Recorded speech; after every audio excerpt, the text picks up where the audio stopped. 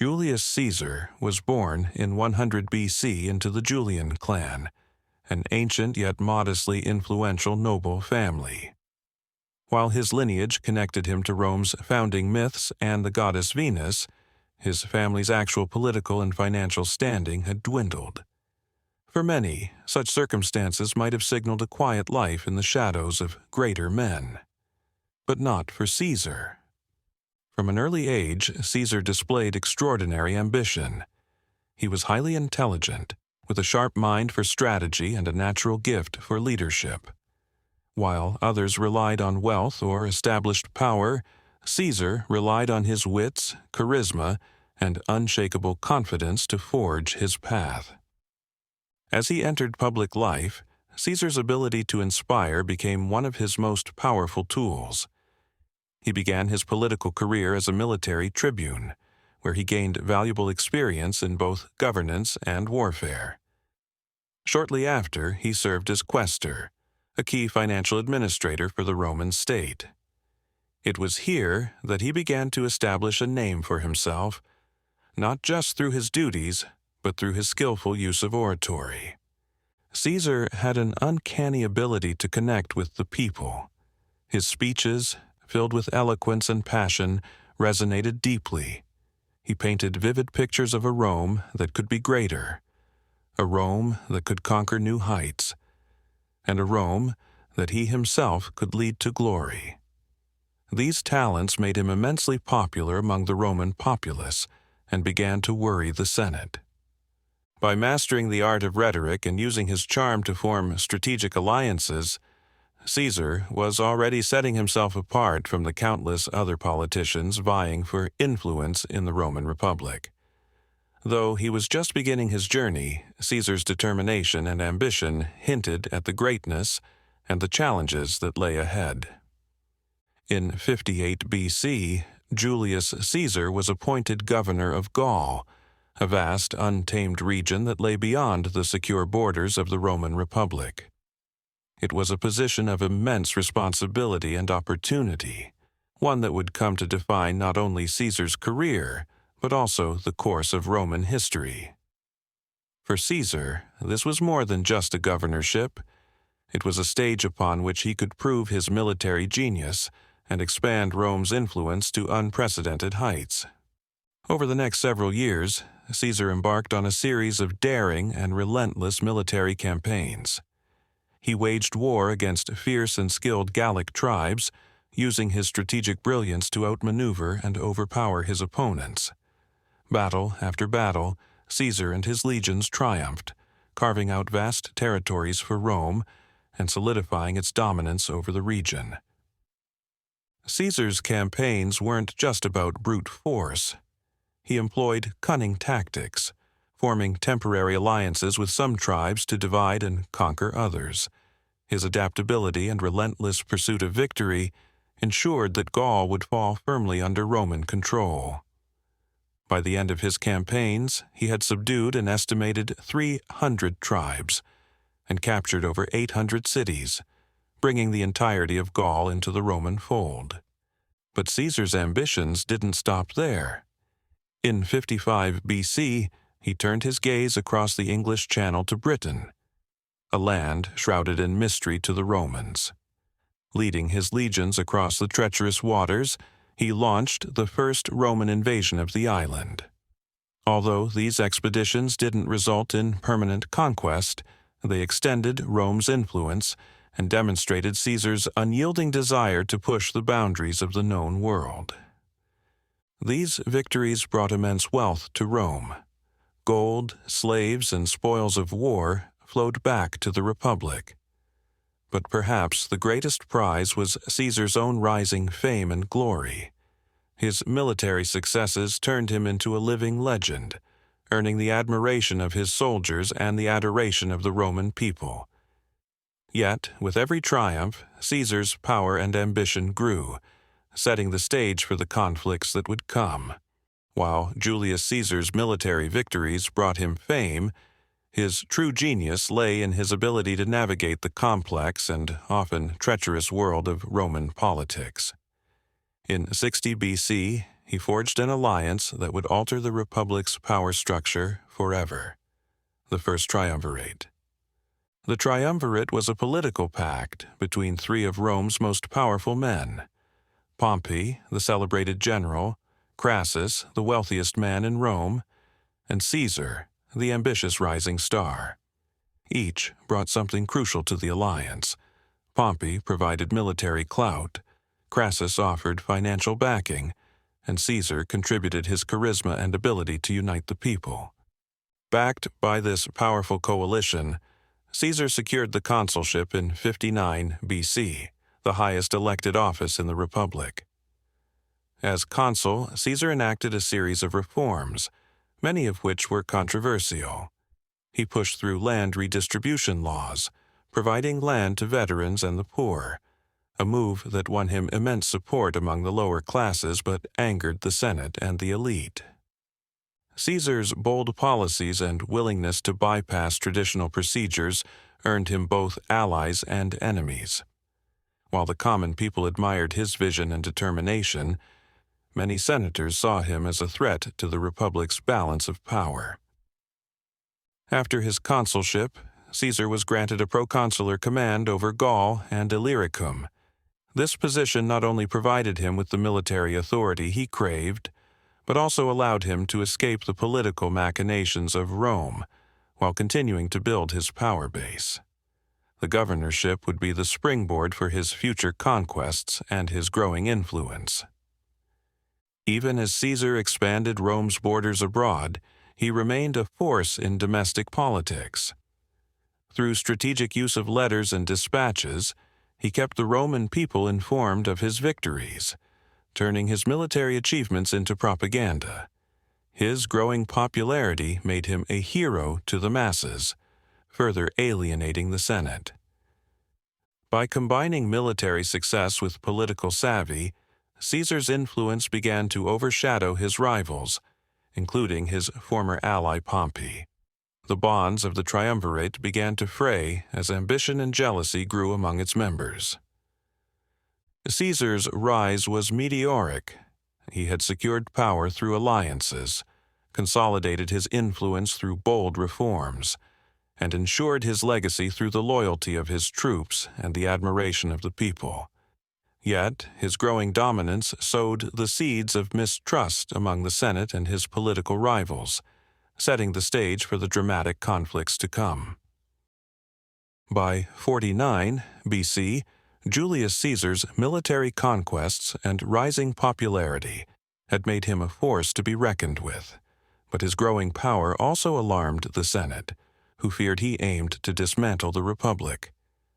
When the Senate, led by Caesar's former ally Pompey, ordered him to disband his army and return to Rome, Caesar faced a momentous choice: submit to their authority or risk everything by defying them.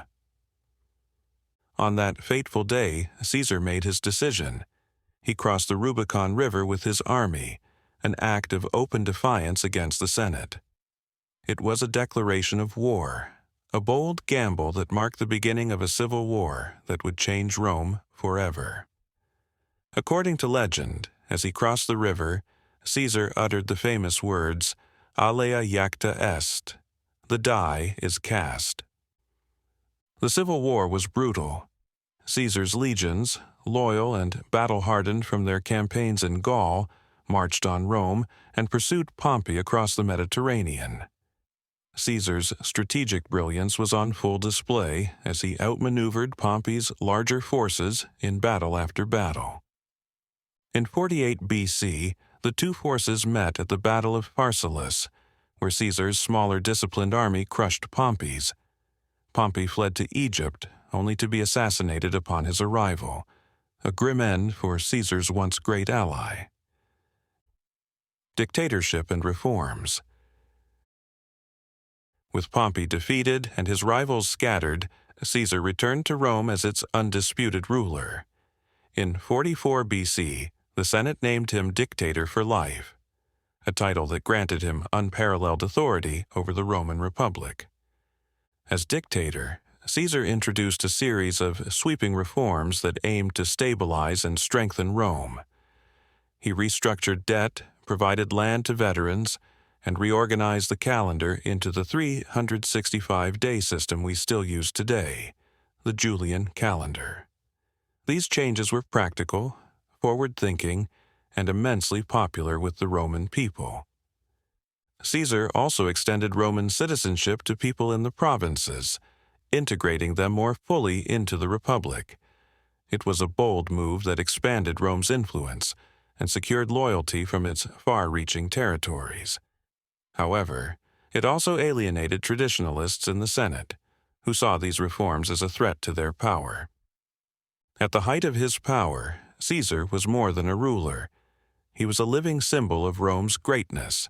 His victories and reforms brought unprecedented wealth and stability to the Republic. Yet, his accumulation of power and disregard for traditional checks and balances deeply unsettled many in the Senate. Though Caesar stood at the pinnacle of his achievements, cracks were beginning to form beneath the surface. His unmatched authority and vision for Rome's future clashed with the Senate's desire to preserve the Republic. The very reforms and successes that elevated Caesar also sowed the seeds of resentment and fear, setting the stage for his ultimate downfall. By 44 BC, Julius Caesar had reached the height of his power. As dictator for life, he had reshaped the Roman Republic into a centralized state under his command. While the common people adored him for his reforms and victories, resentment simmered among the Senate. They saw him not as a savior, but as a tyrant, someone who threatened the very foundations of Roman freedom. The Senate, traditionally the most powerful governing body of Rome, had been sidelined under Caesar's rule. Many senators feared that Caesar intended to crown himself king, a title that carried deep-seated hatred among Romans who prided themselves on the Republic's rejection of monarchy centuries earlier. To the Senate, Caesar's increasing control and refusal to step down were an affront to the ideals of the Republic. Whispers of rebellion began to spread, and a conspiracy took shape. At its heart were two men, Gaius Cassius Longinus and Marcus Junius Brutus, Caesar's close friend and rumored protege. For Brutus, the decision was agonizing. He admired Caesar but believed that Rome's survival depended on his removal. It was a betrayal born not of hatred but of principle, or so Brutus would later claim. The assassination. On March 15, 44 BC, the Ides of March, Caesar entered the Senate, unaware of the danger that awaited him. The conspirators, armed with daggers, had carefully planned their attack. At first, they surrounded him under the guise of presenting a petition. The first blow struck Caesar by surprise, but as more knives pierced his body, he realized the betrayal. Among the attackers was Brutus, his trusted ally. According to legend, Caesar's last words were, "Et tu, Brute," you too, Brutus, a phrase that has since become a symbol of ultimate betrayal.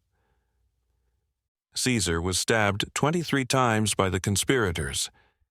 In their eyes, they had saved the Republic, but in reality, they had unleashed chaos. Aftermath. Caesar's assassination sent shockwaves through Rome. The senators had expected to be hailed as liberators, but instead, they faced outrage from the Roman people.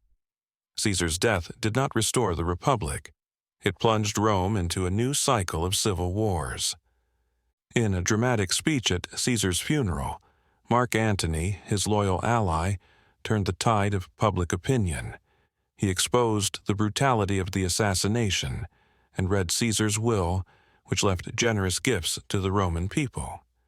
The citizens, enraged by the betrayal, rioted, forcing the conspirators to flee. Amid the chaos, Caesar's adopted heir, Octavian, just 18 years old, emerged as a central figure. Allied with Mark Antony and Lepidus, he formed the Second Triumvirate, vowing to avenge Caesar's death and crush the conspirators.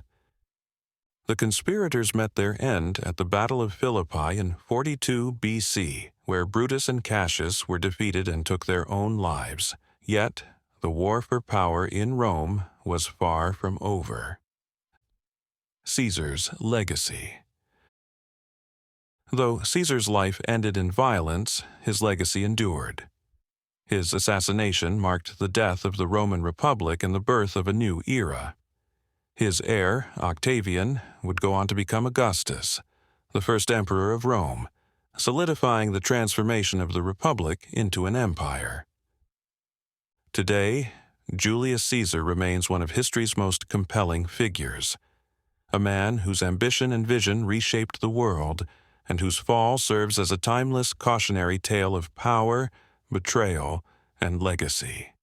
Julius Caesar's life was a story of unparalleled ambition and achievement. From a young noble with modest means to the most powerful man in Rome, his rise was a testament to his vision, charisma, and unmatched determination. On the battlefield, he expanded Rome's reach. In politics, he reshaped its structures, and in death, he changed its destiny. But greatness comes at a price. Caesar's unrelenting pursuit of power earned him the adoration of the people, but sowed fear and resentment among his peers. The Ides of March brought an end to his rule, but not to his legacy. His assassination marked the end of the Roman Republic, paving the way for the rise of the Roman Empire under his heir, Augustus. Through his triumphs and tragedies, Caesar remains a figure who continues to captivate and inspire, a leader whose life serves as both a warning and a celebration of what ambition can achieve. Julius Caesar was more than a man. He was an idea, one that forever changed the course of history. Thank you for joining us on this journey through the life and legacy of one of history's greatest figures. Don't forget to like, subscribe, and share your thoughts in the comments below.